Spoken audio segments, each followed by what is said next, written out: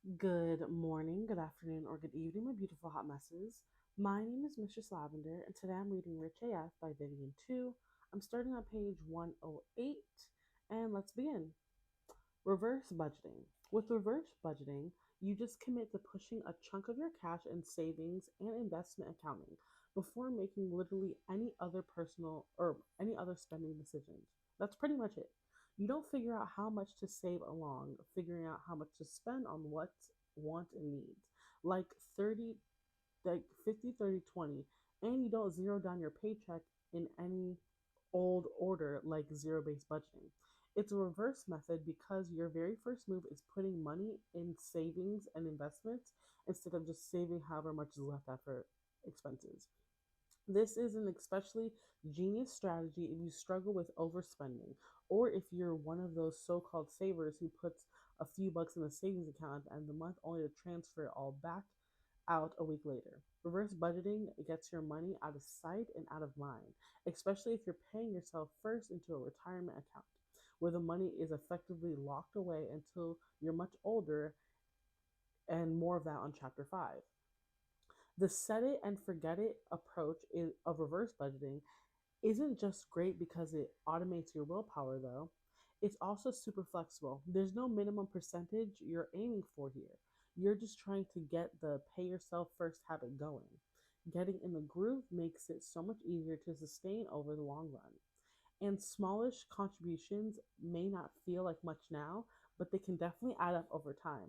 Hello, compound invest and make you richer almost effortlessly. Half payment budgeting. The half payment budget the half payment method is a super simple way to budget, particularly if you get paid twice a month.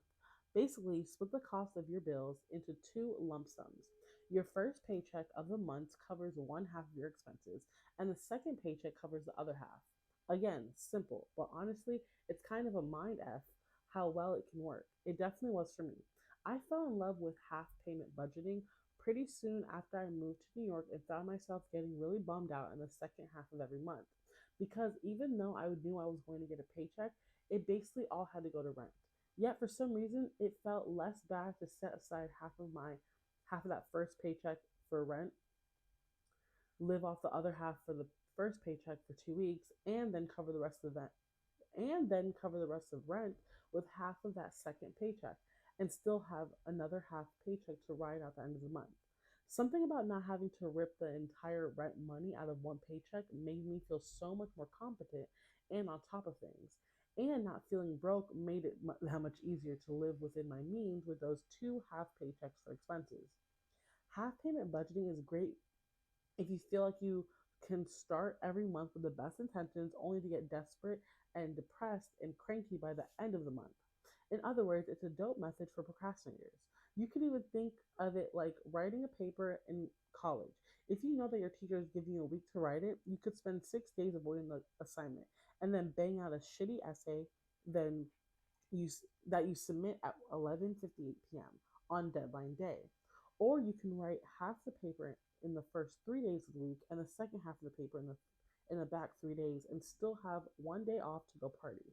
Still not sure which budgeting type makes sense for you? Take a quick quiz at richaf.club to help you decide. Value based spending. Remember that Prada bag I mentioned earlier? A few days after I bought it, my work mentor happened to notice the bag and asked about it. I excitedly babbled out that yes, it was new, I had just gotten it, and I loved it so much. She just smiled.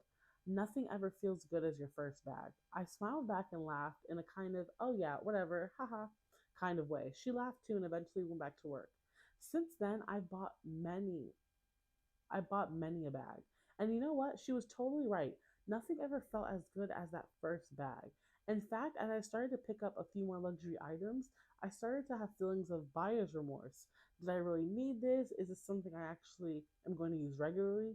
In some cases, I was wrong. I would end up wearing a new piece all the time. I loved it. It became a staple. It became a wardrobe staple, the whole deal. But in other cases, I was totally right. I spent thousands on a bag and I never took it out of the dust cover. It felt, it ended up feeling like a big old waste of money. It was undeniably not worth it. Now that I explained how budgeting works, I want to pause and get to the root of overspending: value. Generally speaking, a purchase Generally speaking, a purchase has value for us when we have more positive feelings about it than we have negative feelings about it not having money anymore. It feels worth it, in other terms, it being the dollars we've given up to the thing. The thing is, many of us don't understand the value of a dollar, not because we don't work hard, but because we're not visualizing exactly what the dollar equates to. In hindsight, I think I got so much value out of that first Prada bag because I did know what those dollars equated to. I'd worked and saved specifically in order to buy it. Like like your girl was setting aside a couple of $100 every paycheck and putting it into the bag fund.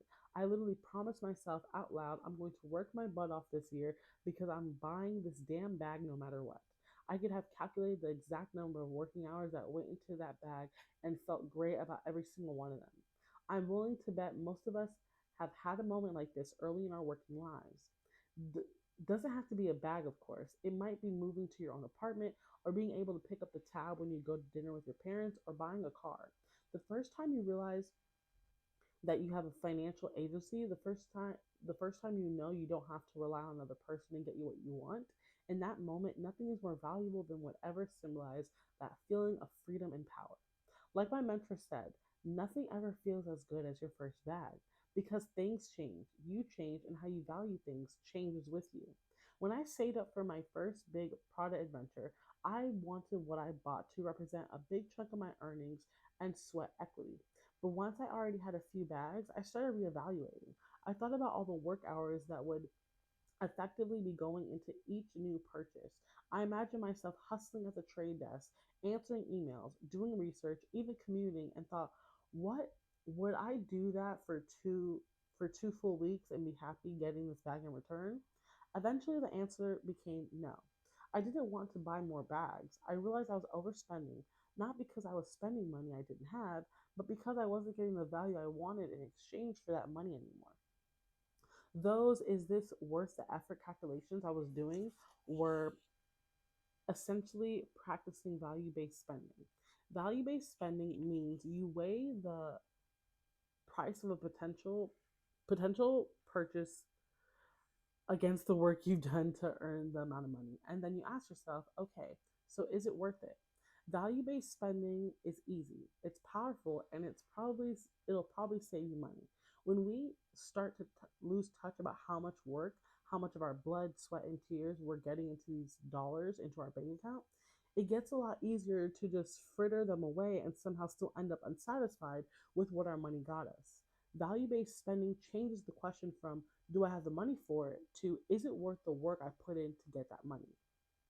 The secret your rich BFF value based spending formula looks like this: price of item slash your effective hourly wage. You then ask yourself if you'd be willing to work those hours in exchange for that dress or that vacation. Value based spending is also a quick check yourself before you wreck yourself moment. For example, instead of automatically thinking, well, I was meh on the last bag I got, but maybe the next bag will do it for me, you'd be like, hold up, do I really think that? Because so far that hasn't been true, and reassesses. In that way, it's a great way to pump the brakes on lifestyle creep. Either way, you're much more likely to spend mindlessly on stuff you really don't want. Value based spending also lets you calibrate what you buy as you live your life. The value of the dollar for you will change as you start to earn money, or start to earn more, for one thing. Your life itself will change too. You buy a house, you have a kid, and maybe 2 grand spent on new furniture or a bougie stroller now feels way more valuable to you than 2 grand spent on shoes. Even something as quick as a sudden rainstorm can change how valuable a purchase is to you. Maybe you never paid $20 for a rinky dink drugstore umbrella originally, but if you just got your hair done and it starts pouring rain, that $20 is now money well spent. Yes, you're allowed to consider convenience as something worth paying for. Promise. I'm on page 113, by the way. You can use the value based mindset in the moment to gut check your current spending habits when you do your audit or to evaluate a potential major purchase. But you can also use it to plan ahead more generally, like when you're figuring out what to cut or keep as you adjust your budget for the future. When you give the cost of things a new common denominator, the work you pay for it, and understand what you're actually getting out of it, you'll much have a realer and more personal sense of the value of the dollar. You can pry that matcha latte from my cold, dead hands. Why everyone needs non negotiables. Sometimes we buy stuff just because we enjoy having, using, or eating. I know, right? Shocking. Yes, this stuff costs money. But those little luxuries, I mean, the ones that are basically meh, meme level villains of personal finance these days. Your lattes, your avocado toast, your hair treatments, your craft cocktails, whatever aren't just black holes sucking the dollars from your pockets. They do something. They help us feel better. They make life nicer and more comfortable. So, guess what? It's okay to like spending money on them or spending money at all. Trust me, we all do. Rich people definitely do. I'm on page 114. I firmly believe that every single person has and should have some kind of fun, extra luxury of or indulgence in their life, no matter what. That's what I call non negotiables. For me, it's eyelash extensions. I get semi permanent eyelash extensions glued onto my eyelids every 3 weeks or so. And it's not cheap, 110 to 150 a session, depending on how much I blinked off my eyes in between. Now, some people would hear this and be like, wait, you having someone glue synthetic lashes to your own lashes, like on top of the lashes you already have? Confused pause. Literally, what is the point? Does mascara not exist on your planet? How could that possibly be worth that many dollars in cost per year? Well, I'll tell you how many dollars because I did the math. It's about 2,500 per year. And yeah, that's a lot of money for some tiny eye hairs and glue. But that's not really what I'm getting out of those eyelash extensions. What that 2,500 is actually getting me is daily confidence. I never feel like I have to put on makeup to leave the house. I don't have to waste time combing on mascara because my eyes naturally pop. I look good I look good in person running to the grocery store, on camera in my videos, and at any event I may be attending. And that is something that money can truly can cannot buy. Some extra time and sleep and my daily dose of automatic confidence. Of course, not everything in your budget can be non negotiable because unless you got those Bezos bucks, you're not going to have the budget bandwidth to spend all of them. The deal is you can afford anything. You can't afford everything. You might have to do some negotiating with yourself to figure out what's truly worth it to you. Hey again, value based spending. For example, I gave up getting my nails done to be able to get my lashes done, a trade off I was comfortable making.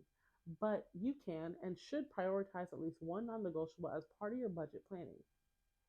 If for no other reason, then it'll help you feel psyched about having a budget in the first place. Sure, what gives you joy and spending might do absolutely nothing for some other rando. But remember, your budget is not their budget.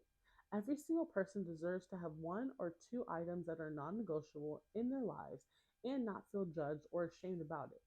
So, as you review your spending, allow yourself to have seriously allow yourself to have seriously commit to it those things to make you happy.